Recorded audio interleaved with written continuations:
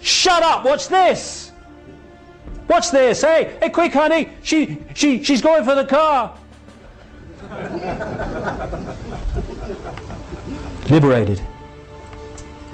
Liberated. Liberated. Liberated.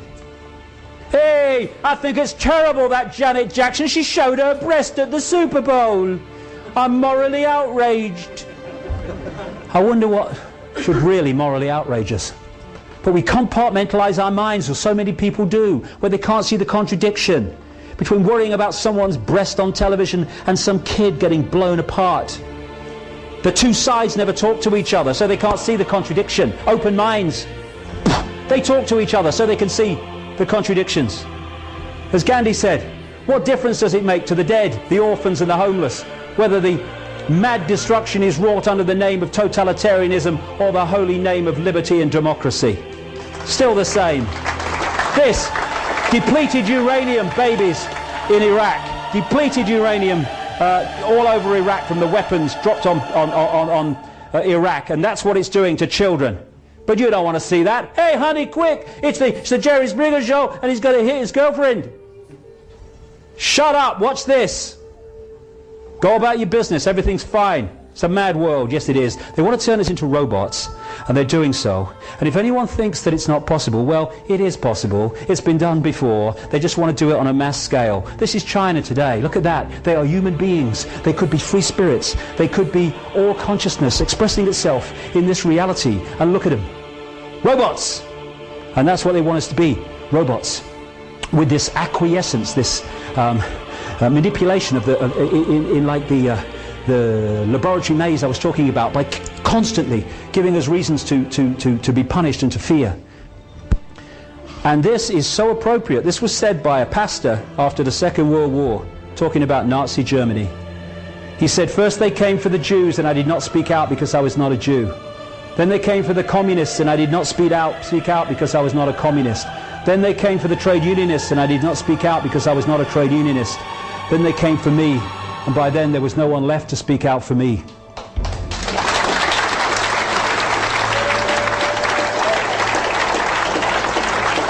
And what they're doing is picking off different sections of society, and the other sections are saying, well, it doesn't affect me, not my problem. And eventually enough sections are picked off for those that were looking the other way to be picked off also. That's how it is. Divide and rule. Not my problem. Well, it is our problem. Injustice anywhere is a threat to justice everywhere. Martin Luther King. Absolutely it is. And what we need to do is stop making excuses. Oh, I don't know, the world's coming to. Well, do something about it then, mate. All right? You know, the power is with us. Take it on a basic level. What we need is a mass non-cooperation, non-violent process of non-cooperation with that which wishes to enslave us. When someone gets fined for putting a wheelie bin out, if thousands and thousands of people put the wheelie bin out the wrong day every week until the laws change, finished.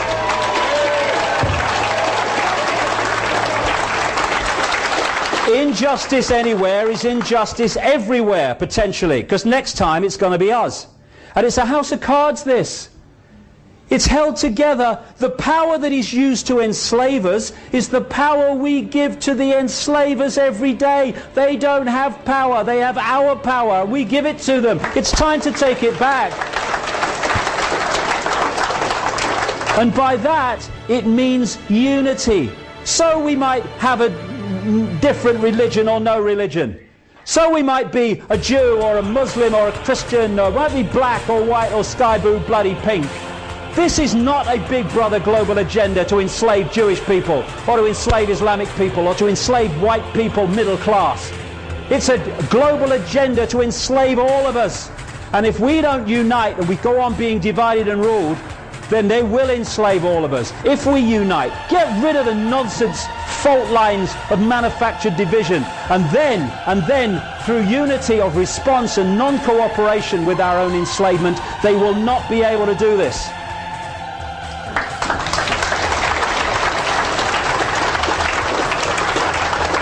The key is to free our minds.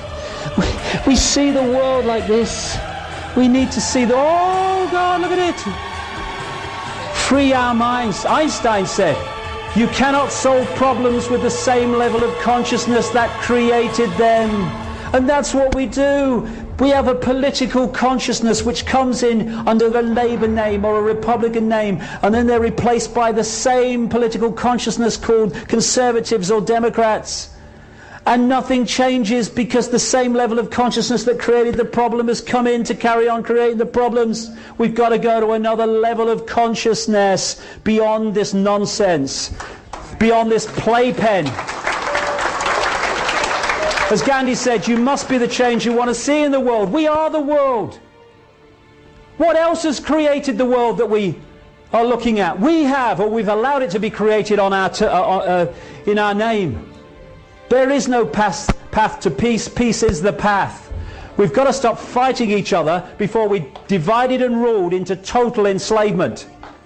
And Martin Luther King said this, cowardice asked the question, is it safe? Expediency asked the question, is it politic? Vanity asked the question, is it popular? But conscience asked the question, is it right? And there comes a time when one must take a position that is neither safe nor politic nor popular, but one must take it because it is right. And we are there now.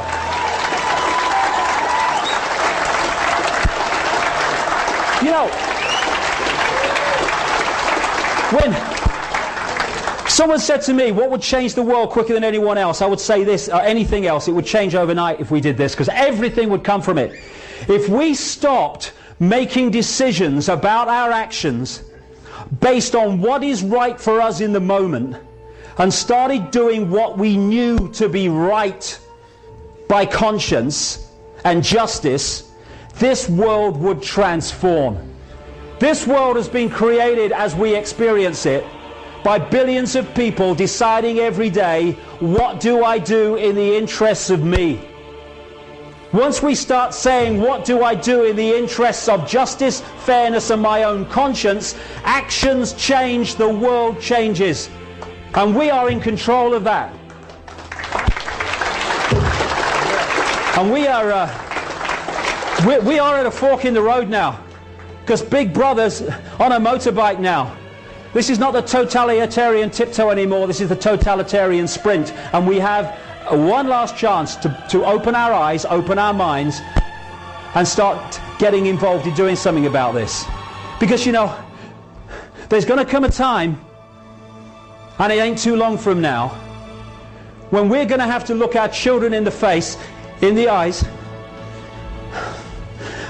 and we're going to have to answer the question without blinking and without averting them.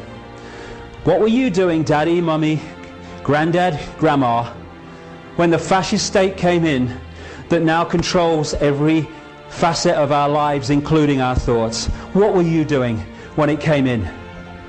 Now, for what, all my ills and all the rest of it, I won't have to blink.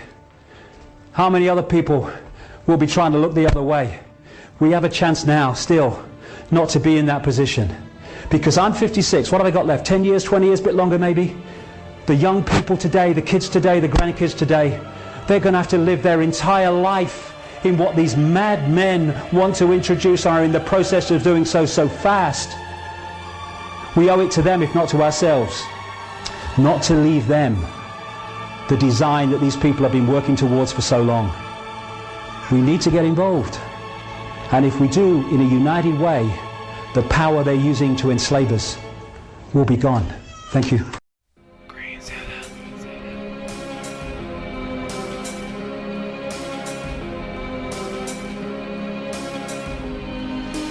Those who can hear me, I say, do not despair. The misery that is now upon us is but the passing of greed, the bitterness of men who fear the way of human progress. The hate of men will pass, and dictators die, and the power they took from the people will return to the people. And so long as men die, liberty will never perish. So long as dictators die, mankind will never perish. It's just so hard to inherit liberty on its knees. Our children got a fast pace of death and disease. Eugenic culture, end up in their lofts. they always licking their lips like vultures. Dumb motherfuckers ask who is they, but do a little research, it'll take your breath away. How can you look in your children's face, knowing the world is going down and just look away? And on Channel 9, you'll always see hungry kids standing in line. But what you don't see is above, and the choppers flying overhead cause they're occupied. A nation under remote control, gutted by cocaine, left in the cold.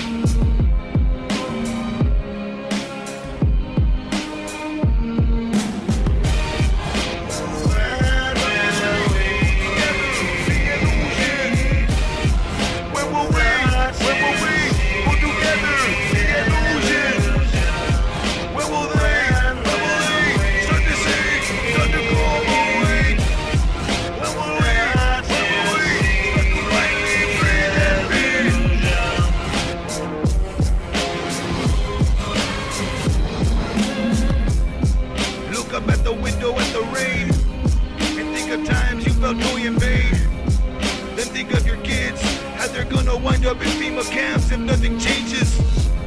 And it seems so dissident, and it seems so listless. Dumb motherfuckers ask who is they, but do a little research, it'll take your breath away. A nation under remote control, gutted by cocaine, left in the cold. And with time at the core of the illusion, it leaves most motherfuckers lost in confusion. Who's gonna resist? Who's gonna rebel? Who's gonna revolt when their soul's been sold?